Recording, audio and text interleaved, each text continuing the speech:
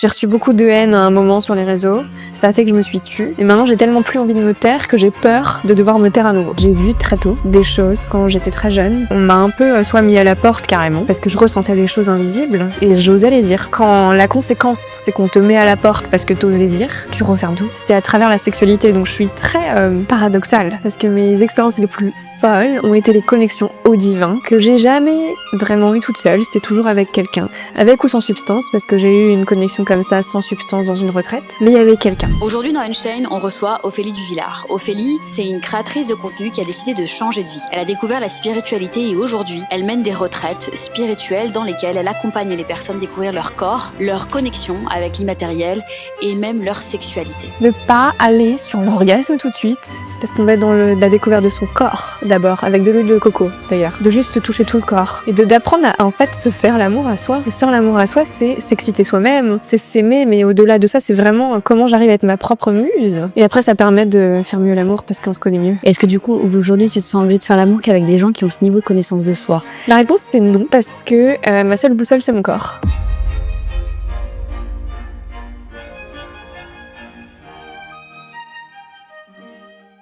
Bonjour à tous, je suis ravie de recevoir Ophélie. Aujourd'hui, ma chère Ophélie, on croit souvent te connaître d'influenceuse lifestyle à créatrice d'expériences transformatrices et guide dans le tantra. Mais derrière tes ateliers, tes retraites et tes publications Instagram, il y a une exploratrice de l'âme et du corps qui ose parler de sexualité sacrée, de pouvoir personnel et d'art comme vecteur de transformation.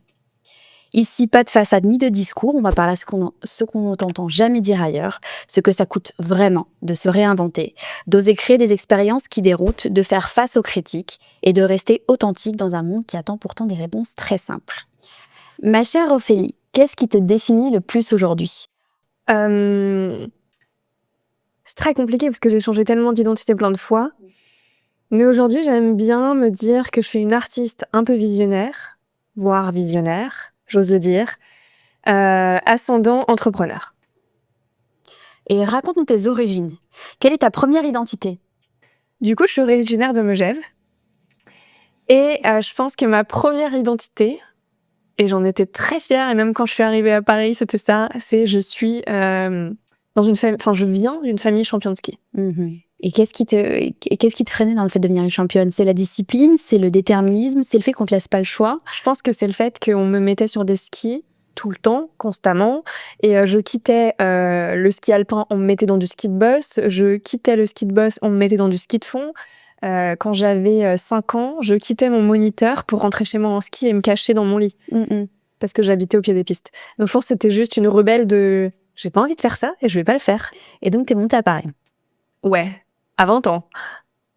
Et pour faire quoi? Je suis montée à Paris de base en me disant j'ai envie de tester d'arrêter l'école, de me laisser 1 an et de tester le mannequinat. Tout simplement. Et qu'est-ce que tu as trouvé dans le milieu du mannequinat alors? Eh bien, j'ai pas été mannequin très longtemps, j'ai fait beaucoup de pubs en tant qu'actrice.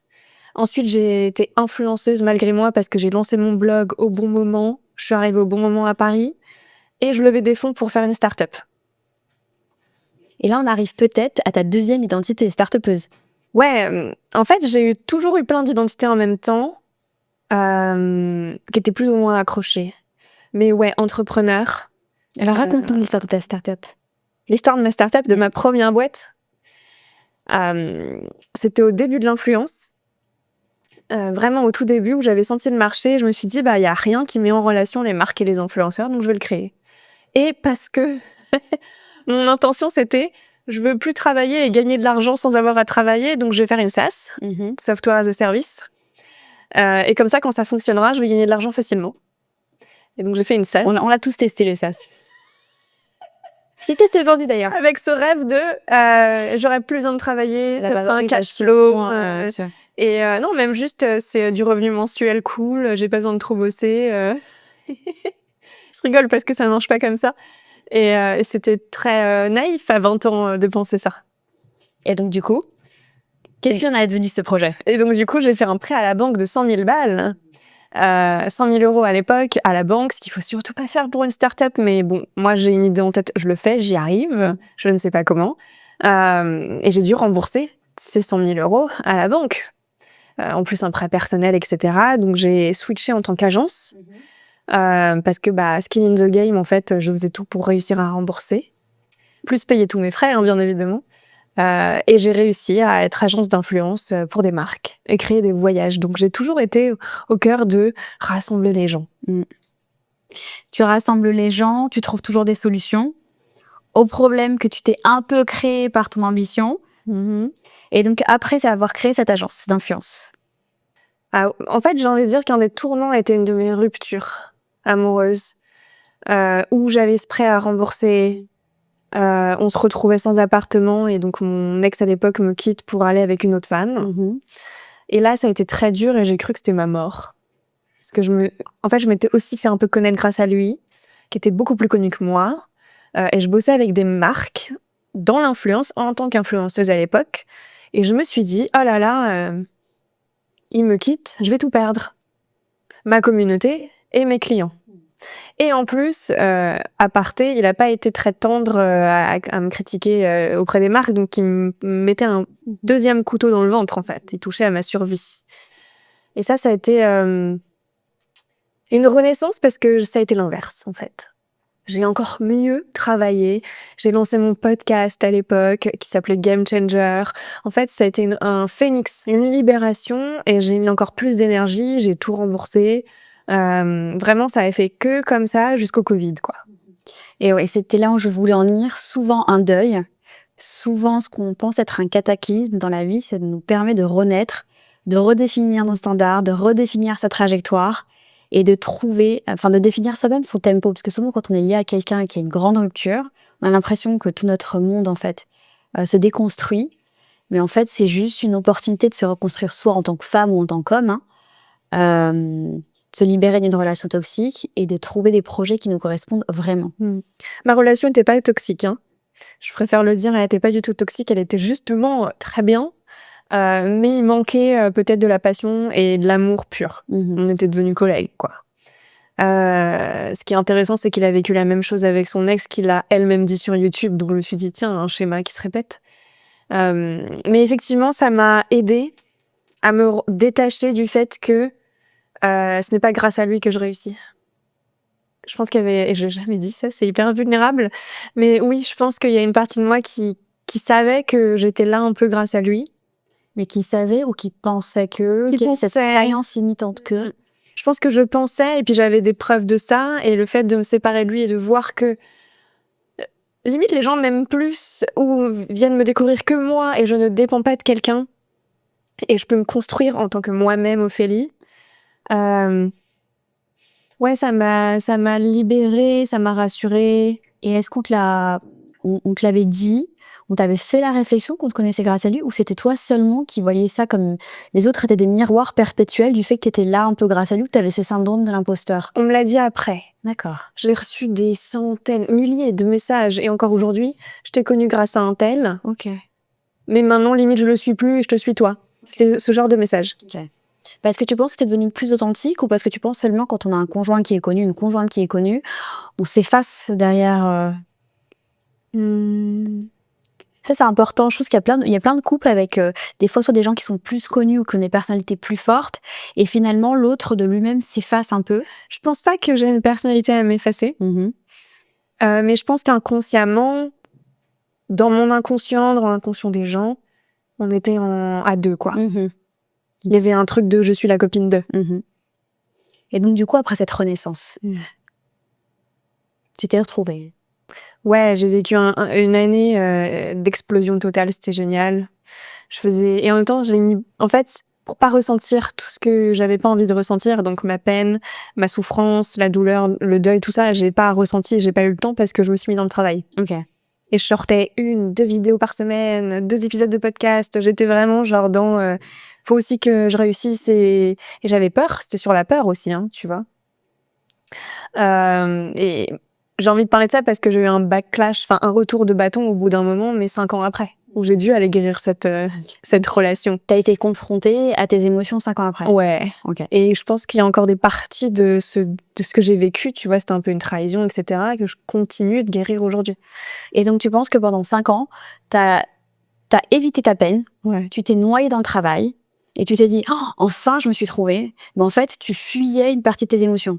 Je pense que j'étais pas prête non plus et que chaque chose arrive en son temps. Maintenant, j'ai évolué et je traverse les choses en direct. Je les pousse pas sur le côté. Mais à l'époque, c'est comme ça et je pouvais pas faire autrement. Je faisais de mon mieux. Le yoga, c'est quoi? C'est, pour moi, hein, ça a été revenir dans le corps, chose que j'avais jamais fait. Et donc, ça m'a permis d'aller dans le corps, d'aller dans le corps, d'aller dans le corps et de, j'ai envie de dire, décrasser ce corps puisque j'étais 3000% dans ma tête depuis mes 25 ans, quoi. Je comprends totalement. Et qu'est-ce que tu conseillerais à quelqu'un pour retourner dans son corps alors? Déjà, tu conseillerais à quelqu'un pour qu'il comprenne l'importance de retourner dans son corps parce qu'il y a des gens, en fait, une fois que tu ne l'as pas expérimenté, tu ne peux pas comprendre. Comme tu rates un monde quand tu ne te fais pas connaissance avec toi-même. Et comment la connexion avec son corps, c'est pas du tout un concept qu'on voit sur Instagram ou sur les blogs de spiritualité ou développement personnel.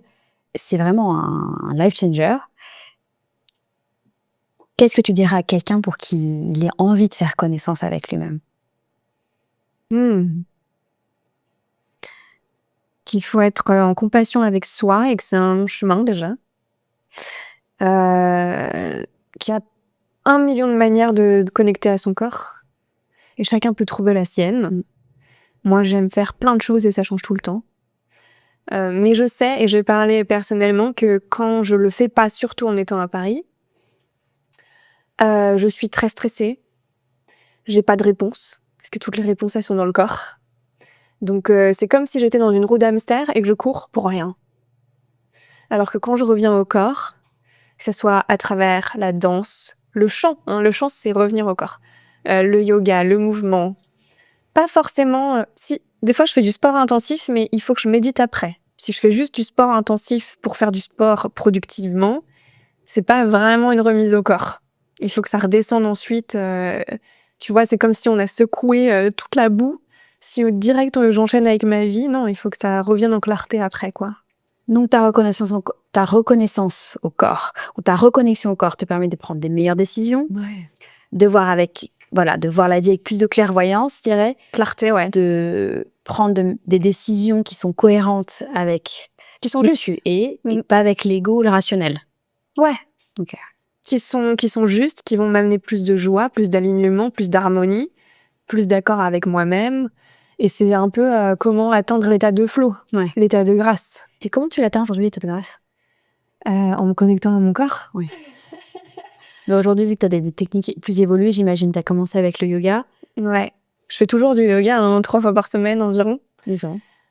C'est pas quelque chose que t'atteins, que tu fais et que c'est fini. C'est des routines, en fait. Je fais de la danse. En ce moment, je pars beaucoup en retraite en festival. Ça me permet d'avoir des espaces beaucoup plus grands de connexion au corps. C'est-à-dire de mettre mon mental de côté et d'arriver à toucher ma vérité plus facilement.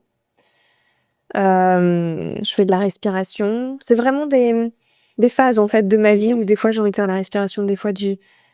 Et je teste, j'apprends, mais je sais que c'est un indispensable. Aujourd'hui, pour moi, tout est spirituel. Je vais plutôt dire qu'est-ce que la spiritualité pour moi aujourd'hui. C'est me connecter à quelque chose qui est plus grand que moi, peu importe ce que c'est. Et aussi, je suis guidée par... J'aime bien dire I'm guided by spirit. Mais ça peut être la vie, Dieu, l'univers. Je préfère dire quand même Dieu, parce que pour moi, Dieu est le créateur de l'univers et l'univers est la création. Mais après, peu importe ce en quoi on croit, nos ancêtres... je suis guidée par une force qui est plus grande que moi, que je ne comprends pas. Et donc, je la laisse me guider. Et ensuite, l'entrepreneuriat, c'est poser les actions justes par rapport au message que je reçois et croire qu'il y a une force plus grande qui s'appelle la foi en soi, qui va me montrer le chemin, même si je suis dans le noir, pour aller dans la lumière ou vers la lumière. Donc voilà comment je connecte tout ça.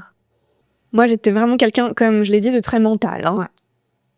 Pas du tout très ouverte à tout ça, et je pense que 2020 Covid m'a vraiment ouverte à tout ça, plus HEC. On a fait des techniques de chamanisme dans HEC, on a fait plein de techniques qui étaient pas du tout ce que je pouvais m'attendre en fait dans un cursus comme HEC. Et ça a commencé à m'ouvrir et après j'ai suivi le chemin et ça a été très juste sur le moment, mais aujourd'hui, je vois que j'ai fait quand même beaucoup de pratiques en très peu de temps. Tu vois, c'était de la surconsommation de pratiques parce que je découvrais comme un enfant dans un magasin de jouets tout ce qu'il pouvait y avoir. Donc, voyante, astrologue. Je réfléchissais pas, j'avais pas de discernement. Hein, tu vois, le discernement, est-ce que c'est bon, pas bon, est-ce que je prends pas? Non, c'était genre, let's go et je crois à tout. Mais surtout dès qu'on se met un petit peu à faire du healing, tu sais, on dit il faut healer du healing, tu vois, les gens qui sont à Ibiza, etc. et qui vont voir J'adore le mot healing. Ouais. Et parce que ça devient un vrai business finalement. Et on devient un petit peu addict à toutes ces méthodes. En fait, au départ, on nous connaît tous. Dès qu'on y met un peu les pieds, on connaît tous cette espèce de boom où tu as envie de tout tester et tu as l'impression de trouver les réponses dans tout. Et donc, tu attends que l'extérieur te guide et t'en oublies de trouver toutes tes réponses en toi. Ah ouais. Ça, c'est... Et je tombe encore dans ce piège, hein. Et d'ailleurs, c'est pour ça que je peux en parler. Mais aujourd'hui, je fais hyper attention à ceux qui créent une dépendance, à ceux qui croient avoir les réponses mieux que moi, à ceux qui vont... Parce que je me suis fait manipuler par une femme comme ça et j'ai perdu énormément d'argent dans mon chemin. Et même en ayant appris via ça, je peux retomber dedans. Donc, je fais très attention. J'ai pris une décision récemment, c'est de ne plus du tout voir de voyants, astrologues, etc. Tout simplement parce que j'ai envie de me dire, mais en fait, moi, j'ai la clairvoyance en moi. Si je vais voir à l'extérieur, ça veut dire que je l'ai pas en moi. Comment je peux réussir à me faire confiance si je vais voir à l'extérieur? Je dis pas que c'est bien, pas bien, hein. Je dis juste où j'en suis, parce que je l'ai fait. Je suis allée dans tous les sens, j'ai vu les meilleurs, les moins bons, j'ai été manipulée. Voilà, j'ai vécu la chose. Et maintenant, j'ai quelque chose qui s'appelle le discernement, que j'essaie d'affûter, que j'apprends à affûter pour savoir ce qui est juste, pas juste pour moi, et comment est la personne pour moi. Et c'est vrai qu'il y a deux niveaux de vision. Il y a une perspicacité et une clairvoyance dans ce qui t'entoure, classique. Et tu as aussi les gens, à partir du moment où ils sont de plus en plus spirituels, ils disent aussi qu'il y a une autre forme de vision qui se développe, l'intuition, tu vois, et que tu développes pour toi-même une forme de guidance, tu vois ce que je veux dire.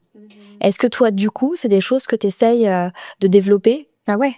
C'est pour ça que j'ai mon garde-fou à moi, tu vois, je l'appelle comme ça, qui vient me dire non, souviens-toi, tu veux développer ça pour toi-même, va pas voir un autre voyant.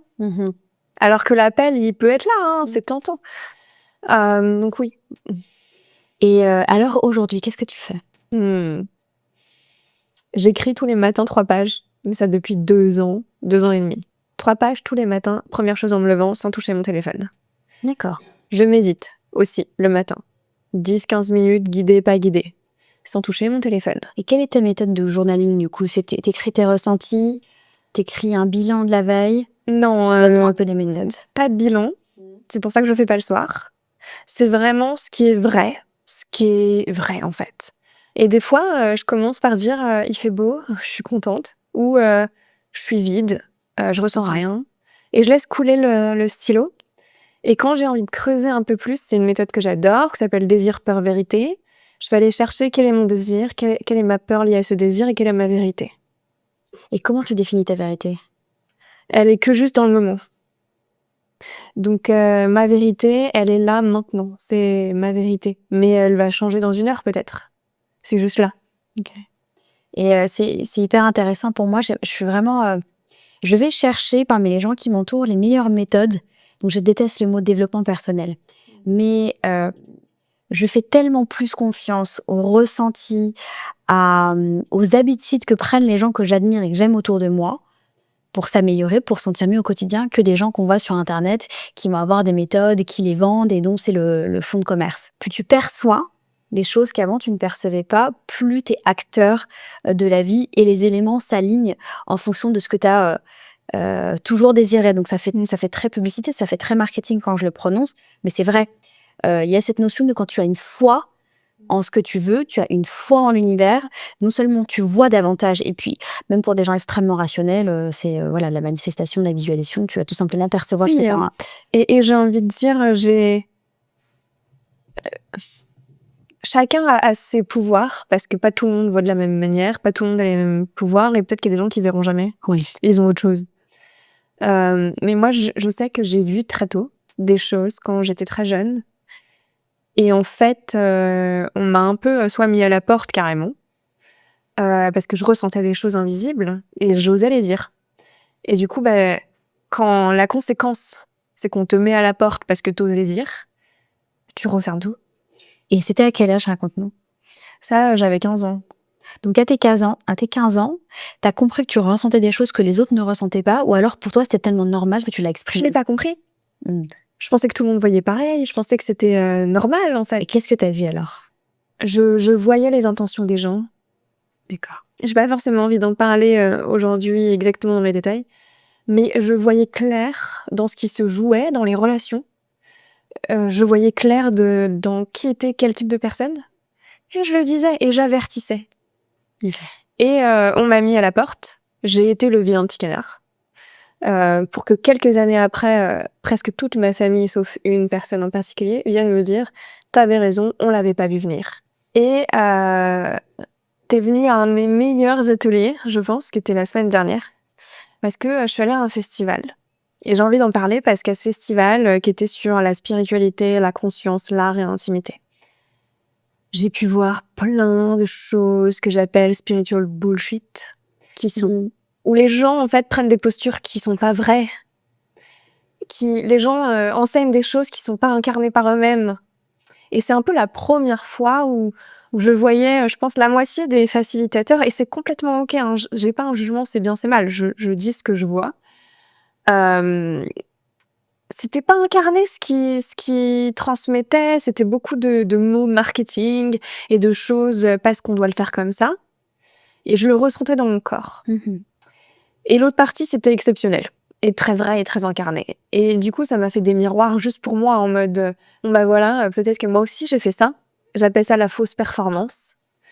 Et du coup, j'ai plus envie d'être ça. Donc génial. Je leur disais merci parce que ça me montre juste un miroir de ce que je veux plus faire. Et les autres m'inspiraient dans ce que je veux aller et dans ce qui résonnait avec qui je suis. Et qu'est-ce qui résonne le plus avec qui tu es aujourd'hui?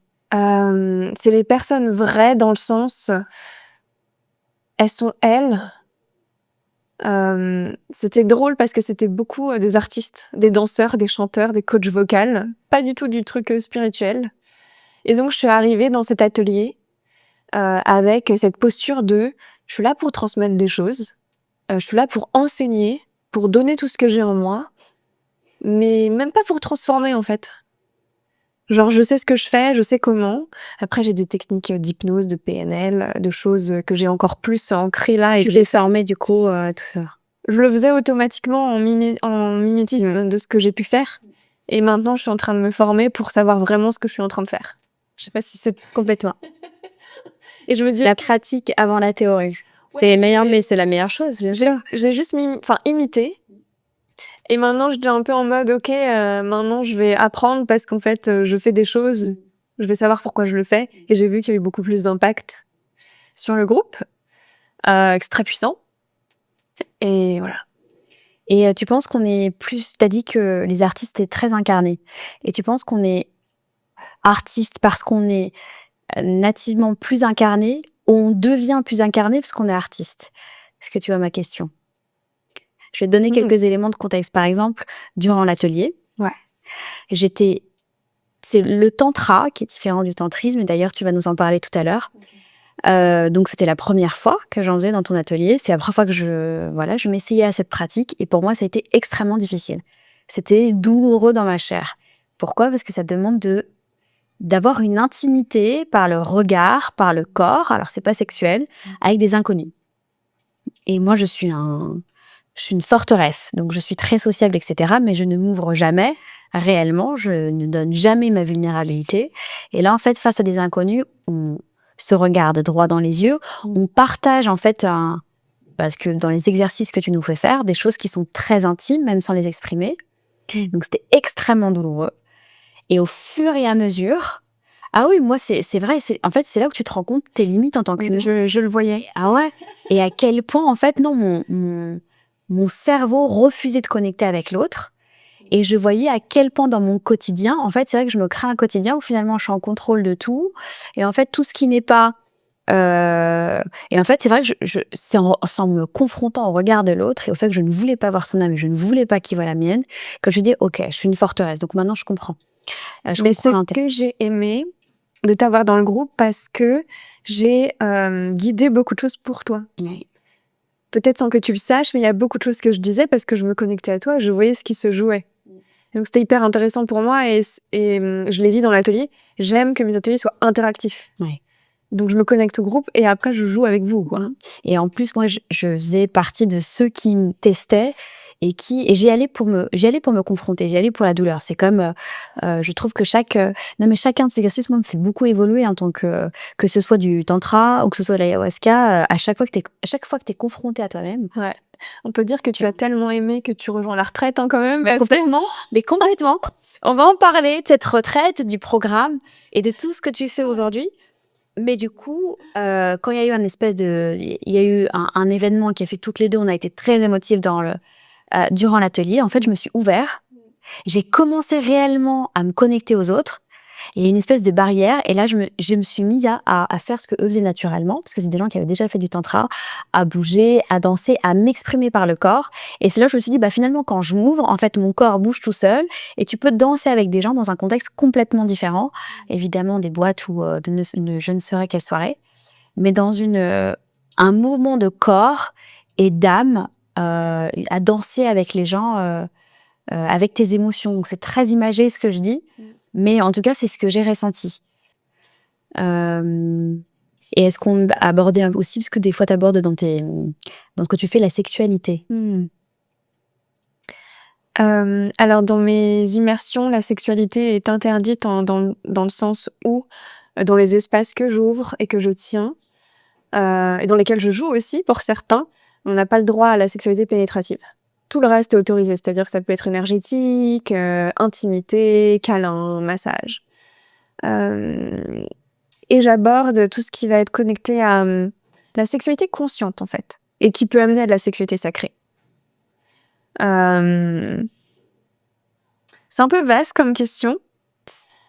C'est quoi la sexualité consciente, la sexualité sacrée? Qu'est-ce que veut dire sexualité consciente? Tu vois, c'est l'inverse d'aller dans une boîte de nuit, boire de l'alcool et finir avec quelqu'un. J'ai envie de partir de ça parce que c'est ce que j'ai beaucoup fait pour la sexualité, boire de l'alcool ou prendre des substances. C'est apprendre à vraiment ressentir dans son corps. Et j'ai envie de prendre cet exemple parce que c'est là où je suis aujourd'hui et ça va être plus vulnérable. C'est apprendre à ressentir dans son corps quand c'est un vrai oui, pas que de la tête qui veut ou pas que du corps qui veut, mais de tout le corps. Et récemment, avec pas mal d'amants ou de personnes que j'ai pu rencontrer, par exemple, j'avais vraiment envie d'avoir la sexualité avec eux, mais mon corps, c'était non. Et je m'en voulais. Je culpabilisais, je me dis, j'ai un problème, mais là où j'en suis dans ma vie, à 30 ans, si c'est pas un vrai oui partout, c'est non. Et je me respecte et je m'honore. Et récemment, il y a une facilitatrice justement qui était hyper incarnée dans ce festival, qui a partagé l'histoire avec son mec quand elle l'a rencontré. Ils se sont datés pendant des mois, mais même voyager, aller dans des hôtels, etc. Et elle lui a dit à un moment, je sens qu'il y a une pression, je sens qu'il y a quelque chose qui est pas juste, je sens que il faut que je le dise, mais mon corps a pas envie encore. Et je suis désolée, il faut que je le dise. Et en fait, ça a tout ouvert pour eux. Et ça a renforcé leur intimité encore et encore et encore. Et c'est ça pour moi la sexualité consciente, c'est apprendre des outils, apprendre à écouter son corps, apprendre à s'honorer soi, se respecter, se choisir, sans les injonctions de toute la société. Et si le mec ou la femme comprend pas, c'est que c'est pas le bon en fait. Parce que tu penses que la société nous pousse à consommer. Bah oui. Et pense que la sexualité fait partie de la sociabilisation de... Ouais. Et même si on date quelqu'un qu'on aime, qu'on a envie d'aller plus loin, mais que le corps veut pas, j'ai un problème. Et comment tu fais pour savoir si c'est ton corps, ton esprit, ton rationnel qui a envie de... Ça fait 6 ans que je travaille là-dedans, donc... Pour donner aux gens qui nous écoutent des guidelines pour savoir différencier, ok, est-ce que j'ai envie de coucher avec cette personne parce qu'elle me plaît? Il faut venir aux immersions. Ouais. Ce que je veux dire, c'est que ça fait 6 ans que je pratique. C'est des expérimentations, des expériences. Ok. Dans tout type de sexualité, c'est ok. Et quels sont les types de sexualité alors? J'adore. Euh, hmm. Je pourrais parler d'un outil qui s'appelle de Laura Pinson, Erostype. Super outil pour découvrir quel est notre type de sexualité. Tu sais, il y a les 5 langages de l'amour, super outil, et il y a Erostype, super outil. Faut aller regarder les deux, et comme ça, on sait un peu comment on parle, et puis on parlait avec son partenaire aussi. Voilà mon langage. Parce qu'on n'est pas du tout câblés de la même manière, chacun. Je les connais plus tout par... Je ne les connais plus tout par cœur. Mais il y a la sexualité sensuelle, par exemple. Celle qui aime le corps à corps, qui aime le toucher, qui aime les câlins. Il y a la sexualité animale, pure animale, qu'on peut dire baise, mais c'est ok, hein, c'est primitif.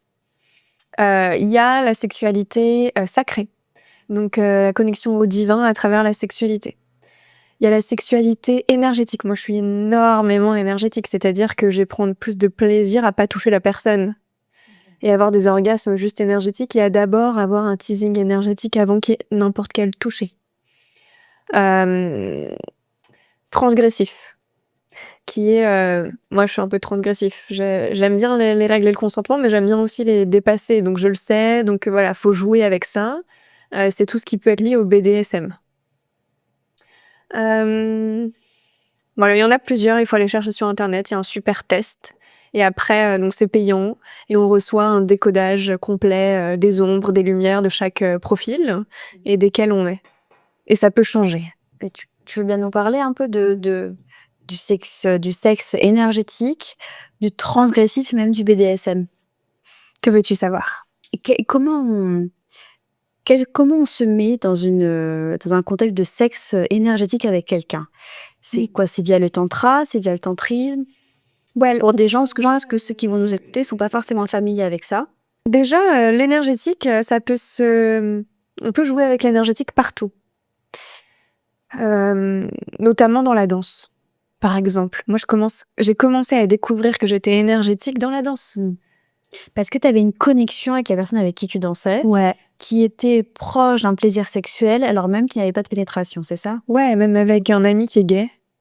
Et en fait, quand on danse ensemble, à chaque fois, on fait « Tu ressens? Ouais, ok, waouh !» Et je peux avoir des orgasmes si on pousse la chose. Et pourtant, il est gay et il n'y a rien à voir, tu vois, sexuellement plus loin. Homme, femme. Et j'ai joué, en fait. Je suis allée dans beaucoup d'ecstatic dance, de retraites, de festivals, et c'est à travers ça que j'ai commencé à découvrir ça. Dans ce que je guide aussi, on joue un peu avec ça aussi.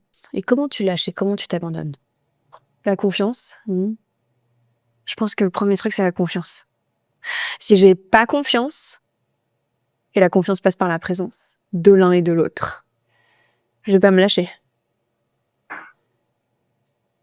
Et tu penses alors que les substances t'enlèvent de la présence ou vont amplifier ce sentiment de confiance et d'extase? C'est un gros sujet, On fait une rapide pause durant notre épisode pour parler de notre partenaire Kikads, qui est une agence marketing digital orientée performance.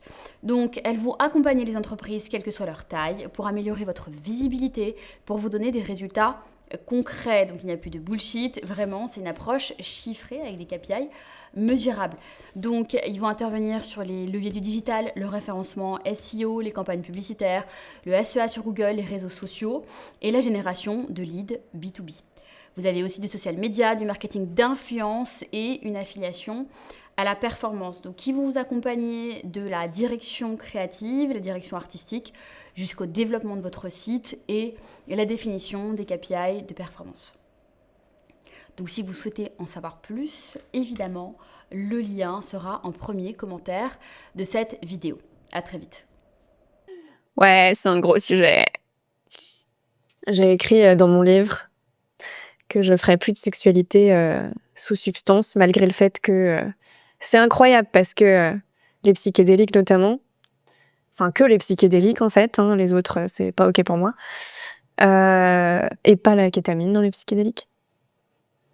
ont permis que j'ai pu explorer ma sexualité beaucoup plus rapidement, beaucoup plus vite et avoir des expériences que j'aurais jamais eues sans. Mais par contre, ça enlève de la sécurité. Comment je peux réussir à ressentir ce qui est juste pour moi dans le moment si je suis sous substance? C'est pas possible. Donc, je vais apprendre, hein, parce qu'après, je vais me sentir mal. Et donc, je vais savoir ce que j'aime pas. Donc, c'est pour ça que je dis, il y a rien qui est bien, qui est mauvais, c'est ce que c'est. Ok, donc ça t'a ouvert des portes, mais c'est Voilà. pas forcément mis en tête. Peut-être que demain, le fait que je me connaisse très bien et que je sois dans un groupe, parce que c'est souvent pour faire dans des groupes, ou pas, et que je connaisse ces gens et que j'ai confiance en eux, je pourrais peut-être prendre... Mais en fait, j'en ai plus besoin. Parce que j'ai confiance et du coup, je respire et j'apprends d'autres techniques pour aller dans la sexualité sans. Ça a été mon chemin, que je regrette pas, mais aujourd'hui, oui, la présence crée la sécurité. Et donc, si je prends de l'alcool, je suis plus en présence, je peux pas écouter mon corps. Sachant que, dans le tantra, une coupe de champagne, c'est bien. Parce que ça ouvre un peu, et voilà, donc tout est aussi dans la dose, dans la modération, dans ses limites. C'est pas noir ou blanc. Et donc, parlons du sexe transgressif. Alors, on parle beaucoup de consentement. Ouais, la transgression. Oh là là, gros sujet. Gros sujet parce que j'ai appris, notamment à ce festival, sur moi-même, avec des conversations, etc., que moi, je suis un petit chat. C'est mon ami qui m'a dit ça. Et t'es un petit chat noir qui aime jouer avec les limites et c'est ton plaisir. Et donc, j'ai ça en moi. Et ça peut amener des abus, ça peut amener des choses où on n'est pas OK, de jouer avec ça. Donc, faut avoir conscience de ça. Et maintenant, je me connais de plus en plus. Mais quand on fait du BDSM Ouais. par définition, il y a du consentement dans l'inconfort, il y a du consentement dans le dépassement de limites, puisque ça fait partie du jeu de dépasser ses limites. Ouais, complètement. C'est pour ça que avant, on va dire de faire en sorte que l'autre dépasse les siennes. Grave. Tout n'est que consentement. J'ai envie de parler de ça parce que c'est hyper intéressant. Là, la Ophélie d'avant, elle savait pas qu'elle était transgressive et donc elle allait jouer avec les limites de la transgression qui était pas très intègre, on va dire. Et pour trouver cette énergie que j'aime, aujourd'hui, j'irai plus dans des espaces BDSM parce que c'est canalisé, c'est contenu et c'est conscient. Okay.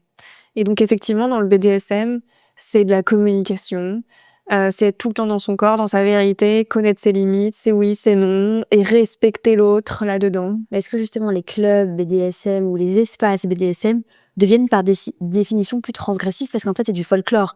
Il y a les costumes, c'est des habitués. J'y vais pas. C'est pas mes espaces.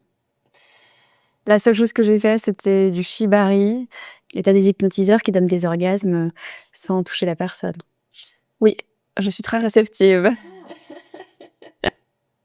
Et la dernière fois, tu me disais, on fait l'amour comme on fait tout. Et notre manière de pratiquer le sexe est représentative de qui on est, de nos blocages et de notre manière de nous exprimer dans la vie. J'aimerais que tu nous en dises plus. Notre sexualité. Ouais. Pas que faire l'amour, la sexualité entière. Ouais, j'ai une croyance que j'explore encore. Hein. J'ai pas toute la vérité. Qui est que la manière dont on voit la sexualité, la manière dont on fait la sexualité, la manière... C'est un peu comment on est dans notre vie aussi. Et quand on guérit des choses dans notre sexualité, ça guérit notre vie et inversement. Ça, ouais, j'ai cette forte croyance. J'ai pas d'exemple concret là tout de suite. C'est hyper puissant. Et je suis absolument convaincue de ça, parce que d'abord, quand quelqu'un et la sexualité et aussi la manière de faire l'amour, souvent, ça va cristalliser un peu tout ce qu'il est au quotidien. Soit c'est à l'opposé et tu te rends compte qu'il y a une dichotomie hyper forte entre la personne qu'elle est dans la vie et la manière dont elle fait l'amour. Et là, souvent, tu vas te rendre compte qu'il y a un sujet, que la personne n'est pas forcément pleine ni entière dans son quotidien. Et sinon, quand ce sont des gens, tu disais la dernière fois, très incarnés, en fait, finalement, tu vois une cohérence absolue entre leur manière entre leur sexualité, t'as raison, pas leur manière de faire l'amour, mais leur sexualité, de transmettre, de partager leur sexualité et qui ils sont au quotidien. Et notamment, tu vois, aussi les personnes qui ont des traumas. Là, souvent, quand les traumas ont touché à leur sexualité étant enfant, ils vont avoir une sexualité particulière, on va l'exprimer de manière particulière dans leur vie d'adulte. Et notamment, on voit ça chez les femmes qui ont beaucoup souffert d'abus. Elles vont avoir une sexualité transgressive, mais là, qui n'est pas forcément, qui se dit être voulue, mais qui n'est en fait qu'une réponse à des traumas non résolus. Oh mon Dieu! Moi, j'appelle ça aussi trauma non résolu et daddy issue. Complètement. Et j'ai remarqué que le plus les personnes avaient des daddy issues, et selon ce que c'est vrai que moi, je pensais aimer la douleur, je pensais être maltraitée, aimer ça en fait, pas du tout. Et je pensais que c'était mon kink. Jusqu'à ce que je traverse ces traumas, guérisse, transmute, pour me rendre compte que en fait, non, c'est tout ce que j'avais connu. J'avais pas connu autre chose, donc tout ce qui est familier, je l'aime. Tout ce qui n'est pas familier, j'en ai peur. Et je pense que c'est pas moi. Ouais. Et c'est important d'en parler pour essayer de provoquer en celles et ceux qui nous regardent peut-être cette réflexion. C'est quelque chose que j'ai beaucoup observé. Et je l'observe, que ce soit dans ces cercles-là, ou même on le voit à travers des créatrices de contenu de charme. Il y a beaucoup de filles qui aiment la dévalorisation, la souffrance dans la sexualité. Et en fait, souvent, ces femmes, et même à ceux qui partagent l'intimité de ces femmes, enquêter, essayer de comprendre d'où vient la source. Est-ce que c'est du kink ou est-ce que c'est le résultat de trauma? Parce que souvent, ce sont des filles qui ont subi des attouchements et qui disent aimer ça. Mais en fait, elles vont retrouver cette forme d'humiliation, de souffrance dans leur intimité parce qu'elles sont habituées à ça. C'est le familier, c'est le connu, c'est ce qui est confortable. Complètement. Et elles vont retrouver une forme de dissociation où elles ont besoin dans leur sexualité de se retrouver objetisées, humiliées à nouveau, être dans la douleur à nouveau. Et puis il y en a qui n'ont que du plaisir par ça. Et je pense que c'est pour tous ceux qui partagent leur intimité, essayer de comprendre d'où vient, si c'est seulement un kink ou si c'est juste un symptôme du trauma. Ouais. J'ai plein de choses à dire, enfin notamment avec tout ce qui va être OnlyFans aujourd'hui, que je ne... C'est pas que je juge, pas du tout, chacun fait ce qu'il veut et j'ai des copines qui font ça. Mais je leur ai dit à mes amis, faites attention, il y a une dette qui va se payer, qui se paye. Et en fait, pour moi, ces personnes, soit elles deviennent complètement numb, tu vois, elles sont dissociées à vie. Et après, elles ont peut-être des maladies ou des ruptures dans leur vie quelque part. Parce que l'énergie, elle va circuler, elle a besoin de circuler. Soit, à un moment, ça va tout exploser. Mais on peut pas être pleinement incarné dans son corps si on vend son corps. Et je vais même te dire, moi, je l'ai vécu à plus petite échelle. Mais c'est un gros truc qui m'est remonté. Quand j'ai commencé à faire parler mon corps à ma tête, ce qu'on fait jamais. On fait jamais parler notre corps à notre tête. Et dans une retraite chamanique, j'ai fait ça. Et mon corps m'a dit, arrête de m'utiliser pour gagner de l'argent. Et je le faisais pas du tout via OnlyFans, je le faisais via l'influence. Je mettais mon corps en avant sur les réseaux sociaux, en maillot de bain, pas dans des tenues de charme, dans des trucs classiques. Mais mon corps a vécu ça comme tu m'utilises. C'est pas juste, c'est pas... c'est pas juste, je veux pas ça en fait. Donc oui, c'est juste je sais pas, ça me fait un peu peur où on va à travers ces plateformes. Et à mes amis, je leur ai dit, je comprends que tu dois faire ça pour gagner de l'argent maintenant, mais mets-toi des limites à toi-même. Qu'est-ce que tu ne franchiras jamais? Et garde-les. Et une deadline. C'est pas toute la vie que tu vas faire ça, je le sais, tu le sais. À partir de combien d'argent gagner, tu vas faire autre chose? C'est quoi ton projet après, etc. Après, c'est parce qu'elles voulaient pas faire ça toute leur vie. Hein. Peut-être qu'il y a des personnes, elles veulent faire ça toute leur vie, et peut-être qu'en fait, j'ai complètement tort, et que je vois pas bien les choses, et qu'il y en a, c'est leur chemin, et tu vois, j'ai pas du tout la vérité. Moi, c'est ce que je ressens, ce que je vois, et j'accepte tout ce qui est. Si on parle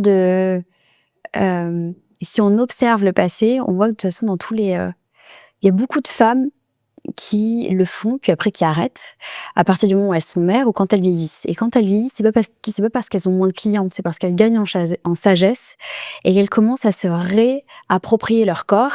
Et au bout d'un moment, et on le voit parmi plein de créatrices de contenu, même qui en parlent aujourd'hui sur les réseaux, il y en a plein qui arrêtent.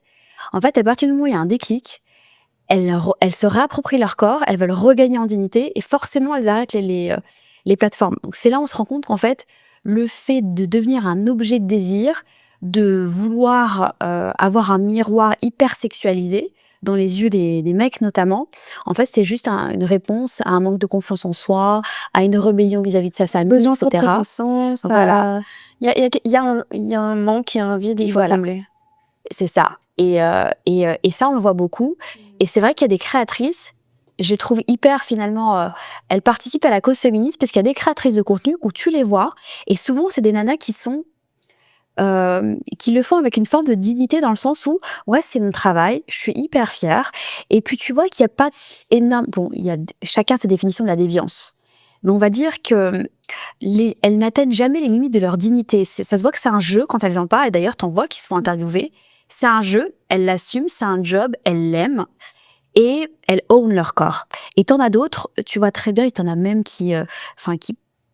j'étais tombée franchement en plus par hasard sur une qui insultait ses parents, qui disait, et là tu disais ok, là elle est dans une lutte, elle est dans une rébellion, elle est dans une quête où c'est une ado qui fait sa crise, et en fait elle va regretter dans 20 ans de voir ses photos nues.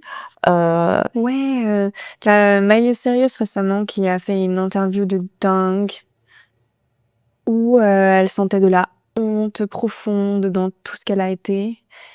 Et tu vois, même ce type de personne, mais ça m'a guéri de voir son interview. Parce que moi aussi, j'ai ressenti de la honte pour plein de choses que j'ai fait. Et du coup, ça me bloquait à parler, ça me bloquait à m'exprimer, ça me bloquait à revenir publiquement. Tellement je ressentais de la honte profonde. Et c'est le pire sentiment, en fait.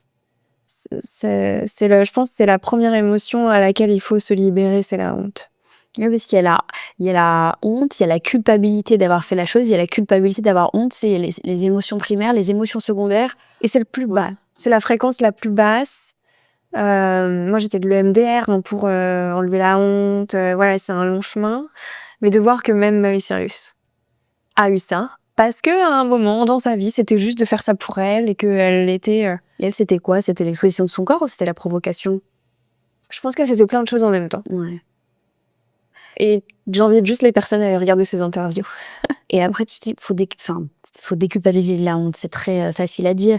Mais dans le sens où tu as traversé ça, le fait que tu aies une honte aujourd'hui, ton regard sur ce que tu as fait a complètement changé, ça veut aussi dire qu'il y a une guérison quelque part. Et c'est peut-être d'avoir fait ça qui a provoqué l'électrochoc, qui t'a fait prendre conscience que... Non, c'est d'avoir touché le fond. Non. D'ailleurs, parlons-en. Parlons-en du rapport à l'échec, de l'apprentissage, de toucher le fond, pour se rapprocher de soi-même finalement. Que veux-tu savoir? Je voudrais que tu fasses l'éloge de l'échec. Ouais, déjà, échec et toucher le fond, pour moi, c'est différent. Échec, j'en ai eu plein. J'ai assez vite rebondi. J'ai pas trop de problèmes avec l'échec. Ceux qui ont pas d'échec, ils font rien. Tu vois, ça passe. Encore plus aujourd'hui, publiquement, si j'ai un échec, c'est pas très grave parce qu'en fait, ça va tellement vite les informations que demain, il y aura autre chose et puis les gens, ils s'en foutent, ils sont sur eux, tu vois. J'ai appris aussi que la vie me soutenait à n'importe quel moment. Même dans mes plus grosses conneries, et je le dis, même dans mes plus grosses conneries, où j'ai encore un peu de culpabilité, elle était là. Dieu, l'univers, peu importe, j'ai toujours été soutenue. Donc quand j'apprends ça, tu vois, j'ai pas trop de problème avec l'échec. Et c'est quoi l'échec? Je pense qu'on a plus peur du succès. Oui. Je pense qu'aujourd'hui, moi, j'ai énormément peur du succès. J'ai pas peur de ne pas réussir. J'ai peur de, ok, si ça marche, je vais être vue. Je vais être en danger. On va me manipuler. Je vais être une proie. Qu'est-ce que j'avais d'autre? Ouais, je vais être utilisée. On va me juger, on va me jeter au loup. Je vais être toute seule. On va me rejeter. Faut que je reste dans mes cercles. Faut pas que je fasse de bruit. Faut pas que je les dépasse. Même si c'est un peu prétendant de dire ça, mais c'est vrai. C'est pas prétentieux du tout, c'est prétentieux. C'est Je me le dis quand je le dis, je dis: «Non, c'est un peu prétentieux de dire ça quand même», mais c'était pas vraiment vrai. Moi, c'est vraiment la manipulation, ce que j'ai été manipulée, c'est vraiment le fait, de ressentir. En fait, je suis même allée plus loin, vu que j'ai été beaucoup, j'ai reçu beaucoup de haine à un moment sur les réseaux. Ça a fait que je me suis tue et maintenant j'ai tellement plus envie de me taire que j'ai peur de devoir me taire à nouveau. OK. Donc c'est là où tu vois, où je suis allée loin dans mes peurs. Donc c'est plus du succès qu'on a peur. Oui. Je m'en suis rendu compte à 33 ans. C'est vrai. On voit que la plupart des personnes ont peur de l'échec. Absolument pas. C'est tellement plus dur de réussir. Bon, déjà dans l'action, pour toutes les actions qui vont te mener à la réussite, mais d'assumer sa réussite. C'est extrêmement difficile parce que réussir, c'est être seul. Réussir, c'est se séparer de ceux C'est une croyance, ça. qui t'a grandi. Ouais. Fausse. Ouais. C'est pas être seul réussir, mais c'est Exactement. ce qu'on croit. C'est ce qu'on croit. J'ai pas envie de dire réussir, c'est être seul.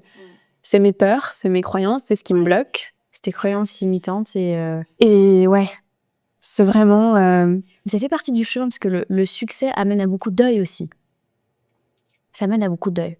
Pour les personnes qui n'ont pas des cercles où il y a une exposition à l'ambition, ou nativement En des fait, prédestinés à. il faut juste apprendre, et ça, je réfléchissais à ça en venant, qu'on est seul dans cette vie, et c'est tout. Ouais. Et c'est ok. Et on n'est pas seul, on est ensemble, mais on est seul aussi. Quel a été ton premier voyage jusqu'à la prise de substance par la fête? Et ça, je pense qu'on est tous capables d'anticiper les effets. Mais quel a été ton vrai premier voyage avec les psychédéliques? Qu'est-ce que ça t'a permis d'ouvrir en toi? Qu'est-ce que tu as souhaité refermer par la suite? Parce que parfois, on peut avoir des expériences particulières, je dirais.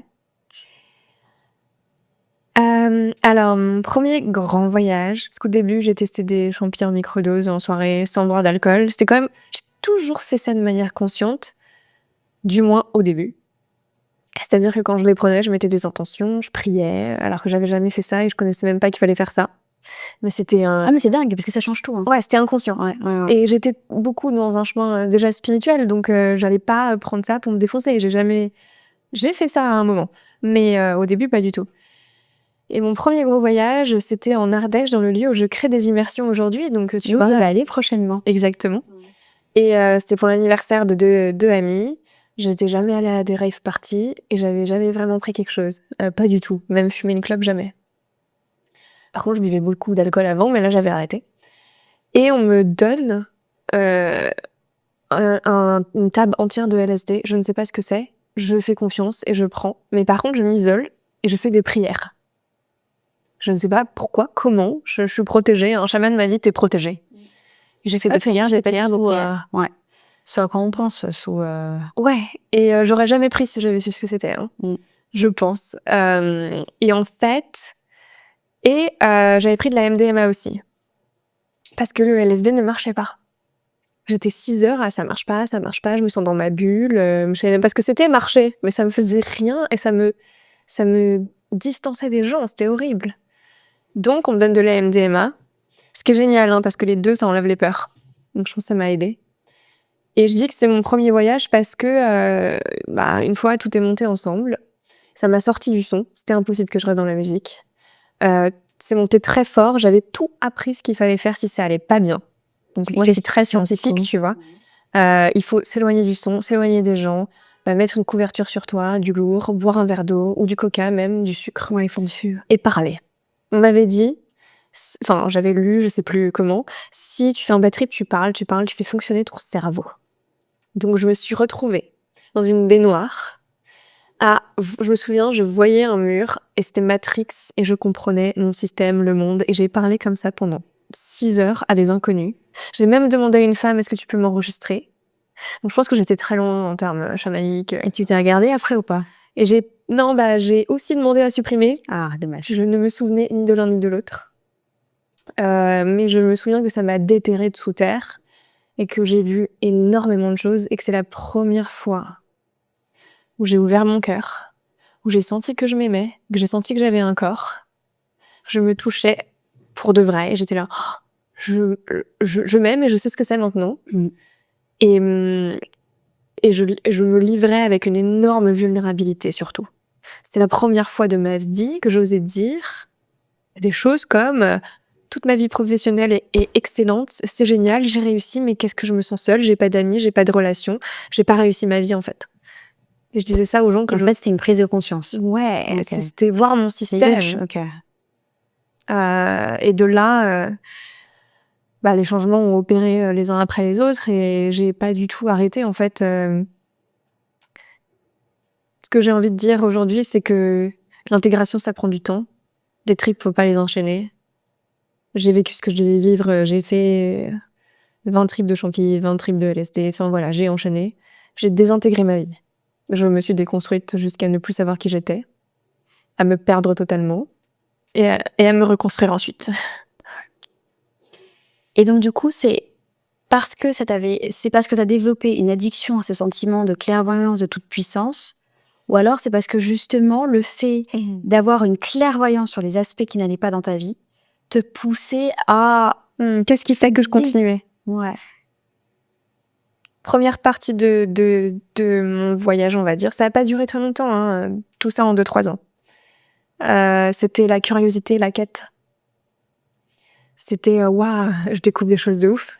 J'ai envie d'avoir plus, de savoir plus, de voir plus, et j'ai des visions chamaniques. Donc quand je te dis que je voyais Matrix, c'est que je voyais le tableau Matrix avec le langage du monde. J'avais des visions. Si tu veux, j'ai vu les guerres avant qu'elles arrivent. Bon, ça c'était pas très cool. J'ai mis 1 semaine à m'en remettre. J'ai vu encore d'autres choses. Et donc j'avais une addiction à voir plus. Pour moi, pour le monde, pour tout. Sans forcément faire quelque chose. Ouais, c'était aussi j'atteignais l'extase. L'extase divine. Je prenais pas une substance... J'avais pas besoin de beaucoup. Hein. Ok, la première fois c'était beaucoup, mais ce que je veux dire, c'est que j'avais besoin de très peu pour aller très loin. Je savais jouer avec ça. Donc j'ouvrais des portes. Et après, je voyageais. Et du coup, c'est ce que je veux dire, je me défonçais pas. Il y en a, ils prennent la substance, pouf, c'est pour vraiment... c'est pour se dissocier, ne plus là, quoi. L'accès à découvrir mes pouvoirs, l'accès à trouver... j'ai aussi beaucoup découvert mes pouvoirs énergétiques dans ces espaces, mes pouvoirs tantriques. C'est comme ça que j'ai eu un premier orgasme mental avec quelqu'un, en fait. Donc je voulais découvrir. Et après, la seconde partie a été plus dark parce que il s'est passé des choses dans ma vie. J'ai vécu des agressions, cette manipulation, cette escroquerie, qui a fait que j'ai découvert aussi le côté dark de ces prises de substances qui est pour fuir le quotidien. Éviter, rester dans ces mondes. Et j'étais plus dans le monde. J'étais dans ces mondes. Tu vois, c'est vrai que tu m'as confié en off, du coup, ne plus en prendre aujourd'hui, ou en tout cas plus dans les conditions avec lesquelles tu as connu ce monde-là. Qu'est-ce que tu dirais aujourd'hui à quelqu'un qui ne sait pas si c'est une bonne décision de les tester? Déjà de se renseigner. Moi, je m'étais énormément renseignée avant de prendre quoi que ce soit. J'avais lu beaucoup de livres, notamment Michael Pollan, How to Change Your Mind. J'avais écouté beaucoup de podcasts, donc se renseigner sur tout. Et en plus, avec ChatGPT, maintenant, on peut vraiment savoir chaque chose, etc. Aujourd'hui, moi, je les prends dans des cadres stricts et spécifiques. C'est-à-dire que je continue, mais 1 fois par an, avec un chaman et une substance vraiment... voilà, c'est dans des espaces tenus, protégés, où il n'y a pas tout et n'importe quoi qui peut rentrer, parce qu'il y a aussi ça, hein, le fait que j'ai pris, je pense, des entités en moi, que j'ai eu des spiritual maladies, enfin diseases, parce que j'ouvrais tout dans des contextes où il y a 300 personnes, 400 personnes, et tout rentre. Donc j'ai dû me nettoyer de ça aussi. Donc j'ai peur. Mais chacun doit faire son chemin. Donc je peux pas conseiller à quelqu'un, à part le fait d'avoir conscience avec qui ils le font, comment, la prise, la dose, de se renseigner. Donc il y a selon toi un chemin vers des prises conscientes, vertueuses dans la connaissance de soi, mais à partir du moment où c'est maîtrisé, ça ne peut avoir que des vertus. Si on sait se canaliser, si on comprend ses limites. Ça peut pas que avoir que des vertus. Ça se trouve, demain, quelqu'un va le prendre et dans tout ça, il va devenir schizophrène. Tu vois, je peux pas dire il y a que des vertus. Je peux juste dire faut s'écouter, se renseigner. Le mieux, c'est dans un set and setting, ça s'appelle. Bon mindset, et encore, moi je le prends quand je suis pas dans des bons mindsets parce que je sais que ça va transmuter ma souffrance. D'accord. Euh, Parce que tu as ce niveau de connaissance de soi. et que je sais travailler avec, et je sais... Maintenant, j'ai appris, donc tout va bien. Et c'est plutôt quoi que tu prends, du coup? Plutôt des Le San champignons? Pedro, Ok. Qui est? qui est le cactus. En fait, tu as la maman ayahuasca et le père San Pedro ayahuasca. Je suis pas appelée, tu vois. Ça me fait peur, c'est pas encore là. Peut-être que ça sera jamais, je force pas. Et San Pedro, c'est venu toquer à ma porte. Et je sais que là, j'ai envie de le refaire, mais j'attends, je suis tranquille. Peut-être, peut-être pas, si ça vient, ok, sinon non. Faut pas trop le faire, faut intégrer. Des fois, on a besoin que d'une prise. Des fois, pas du tout. Il y en a, c'est pas leur médecine. J'ai un ami qui fait beaucoup de tantra, hein, il a essayé de tout. Il y a rien qui fonctionne. Il s'est dit, mais c'est pas ma médecine. Il y a plein d'autres médecines dans le monde. Et je prends du lotus bleu, D'accord. qui est complètement légal, qui est une petite fleur très puissante pour avoir des rêves lucides. Du cacao aussi, cacao Oui, cru, oui. et du tabac, en râpé. Et ça, c'est tout en cérémonie, c'est tout avec conscience. Et si on est à jeun et qu'on fait des diètes, par exemple, de ces genres de plantes, c'est hyper puissant. Ouais, et c'est vrai qu'il y a ces remèdes hyper naturels, le cacao et le râpé, qui vont activer ta glande pinéale et te plus t'ancrer pour voir différemment le monde. Ouais. Et là, j'ai fait un festival où aucune substance était autorisée. Et en fait, merci. Et c'était cacao, lotus bleu et un peu de tabac. Ok. Et c'était ouf. Et donc, selon toi, on peut atteindre le divin. Notre sexualité, forcément, il faut être connecté avec cette personne pour atteindre le divin ensemble. Et donc, c'est pas forcément ton partenaire. Ça peut être juste quelqu'un, une connexion ponctuelle. Ouais, complètement. Tant que c'est pur. En fait, la pureté amène ça. Si c'est pas pur, c'est-à-dire que les intentions derrière ne sont pas dites, il n'y a pas cette connexion. S'il y a de la jalousie, il n'y a pas cette connexion. S'il y a de la compétition, il n'y a pas cette connexion. C'est vraiment, il faut que tout soit pur. Dans mon passé, c'est ce que j'ai vu. Et là, on a vu tout ton cheminement de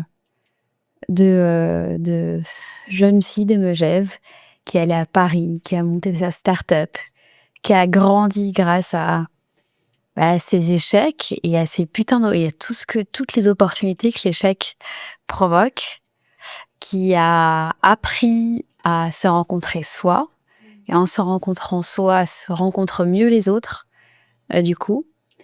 Qu'est-ce qu'on pourrait te souhaiter? Qu'est-ce que je me souhaite?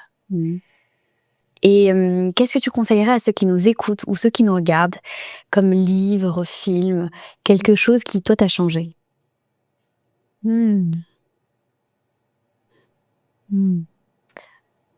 J'adore The Artist Way de Julia Cameron.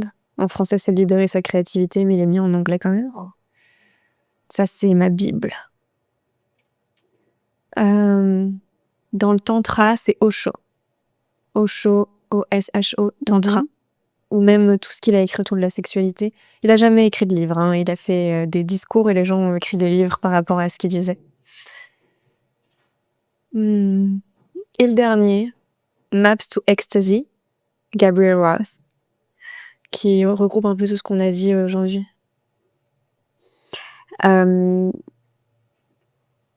Dernière question, peut-être qu'on mettra ça après. Parce que pour moi, c'est hyper important. La sexualité, c'est le prolongement de soi. Et je trouve que beaucoup de gens sont complètement déconnectés de ça. Et tout à l'heure, on a parlé d'un tas de sexualités. J'aimerais que comme tu nous donnes un petit peu des guidelines pour mieux se connecter à soi. Et éventuellement mieux prendre au sérieux sa sexualité comme on prendrait au sérieux sa relation de couple, son travail. Mais c'est dire, ok, c'est une partie de moi, c'est une partie de mon expression.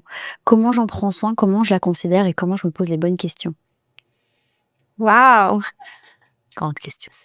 Alors, je vais parler de ma propre expérience. J'inviterais les gens, en couple ou pas en couple, d'ailleurs c'est ce que je coach des clients là-dessus, c'est de poser dans le calendrier des rituels. Et là je vais parler plutôt avec moi-même, mais ça peut être avec quelqu'un d'autre. Et même faire les deux quand on est en couple. Faire des rituels avec soi, c'est très bien. Et de prendre un moment de déconnexion totale, mais même de 3 heures, avec une playlist Sur Spotify, il y en a 3000, tantra sensuel, faut trouver celle qui nous plaît, quoi, hein, on peut jouer avec ça. Mettre une bougie, mettre une intention sur un papier, poser une question, parce qu'on peut tout découvrir à travers la sexualité. Créer comme un vrai rituel, mais avec le temps. C'est-à-dire ne pas aller sur l'orgasme tout de suite. Et même moi, ce que j'aime dire à mes clients, c'est n'ayez pas l'objectif de l'orgasme. C'est interdit d'avoir l'orgasme. Et là, ça change tout. Parce qu'on va être dans la découverte de son corps, d'abord, avec de l'huile de coco, d'ailleurs. De juste se toucher tout le corps. Et d'apprendre à, en fait, se faire l'amour à soi. Et se faire l'amour à soi, c'est s'exciter soi-même. C'est s'aimer, mais au-delà de ça, c'est vraiment comment j'arrive à être ma propre muse. Moi-même. Et c'est là on se rend compte qu'en fait, on est hyper pudique avec soi-même. Et qu'on est que dans l'achievement, en fait, sexuel avec soi. Moi, une fois, je joue avec moi-même dans le miroir et j'ai commencé à avoir de l'attraction envers moi-même. Et j'ai fermé, je me suis dit, non, t'as pas le droit. Non, bah si, en fait, si. C'est la première chose à faire. Ok. Et même moi, qui suis assez avancée, je me suis dit, c'est bizarre quand même que j'ai de l'attraction envers moi-même sexuelle dans le miroir. Alors que c'est hyper beau. Bah ouais. Et de découvrir sa propre sexualité à travers la lenteur, la respiration, le bruit, hein, le nombre de personnes qui n'osent pas faire de bruit. D'ailleurs, c'est ce qu'on a vu dans mes ateliers, c'est la première chose que je guide, c'est arriver à faire du bruit, notamment les hommes. Hein, les hommes, à part dire, ça c'était ma coach, mais c'était deux, qui disait, les hommes, à part dire, attention, j'arrive, et bah, ils font jamais de bruit en fait. Mais ils peuvent faire du bruit. Et ça amplifie les orgasmes. Fois 3000. Donc apprendre aussi à se libérer de tout ça. Pour les femmes, il y a souvent des jouets. Moi, j'invite à utiliser le moins possible les vibrateurs, vibratoires, vibromasseurs, whatever. Parce que ça enlève la sensibilité, et plutôt d'aller sur des toys en cristal. D'accord. En fait, pour se découvrir. Okay. Combien de mes copines n'ont jamais mis un toy à l'intérieur en cristal, et donc se plaignent de jamais réussir à avoir d'orgasme, et avec elles-mêmes, elles n'arrivent même pas. Faut d'abord réussir avec soi-même avant de réussir à dire. Cristal, pas silicone. Non, cristal. Okay. En plus, on peut mettre des intentions dans le cristal, et puis il y a certains cristaux en noir qui sont pour décharger, tu vois, des énergies. C'est un peu le truc de sorcière. Ah non, mais c'est hyper intéressant, ça, je suis très curieuse. Donc, il y a l'illumassé qu'on vend, je crois. C'est très rare en France d'en trouver. Moi, j'achète sur des sites internationaux. Et vraiment, il y a le quartz rose pour l'amour. Donc en fait, en plus, on sait qu'on va se donner des choses bien. Moi, j'en ai un pour la manifestation, parce que je fais du sexe magique avec. Donc je manifeste pendant mes rituels. Donc il y a plein de manières différentes de faire ça. Mais vraiment, la lenteur, le bruit, le mouvement, la découverte de soi. Et même être curieux. Savoir qu'est-ce que je ressens à chaque moment. Qu'est-ce que je ressens. Homme, femme. Et après, ça permet de faire mieux l'amour parce qu'on se connaît mieux. Et est-ce que du coup, aujourd'hui, tu te sens obligée de faire l'amour qu'avec des gens qui ont ce niveau de connaissance de soi? La réponse, c'est non.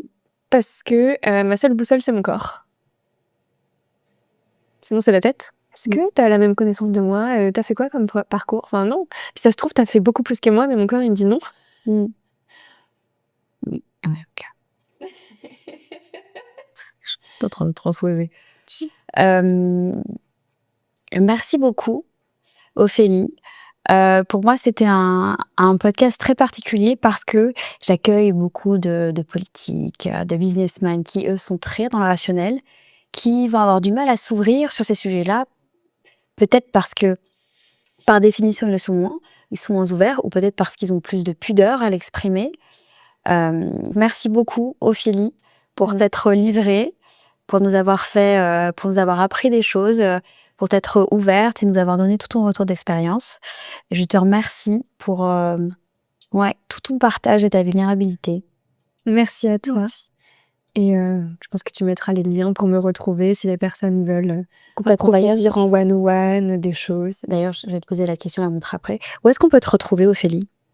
Vous pouvez me retrouver sur les réseaux sociaux, nom de Ophélie du Villard. Et tout est sur mes réseaux. Et justement, je disais, si des personnes veulent approfondir en one-on-one, je fais des accompagnements et des immersions dans lesquelles tu vas venir. Et voilà. Donc des ateliers. Ouais, des ateliers, des expériences. Et je vais voir où est-ce que je vais me développer encore et voir où le vivant veut m'amener. et du coaching en one-to-one pour aborder tous les points dont on a parlé dans ce podcast. Exactement. Merci Ophélie. Merci.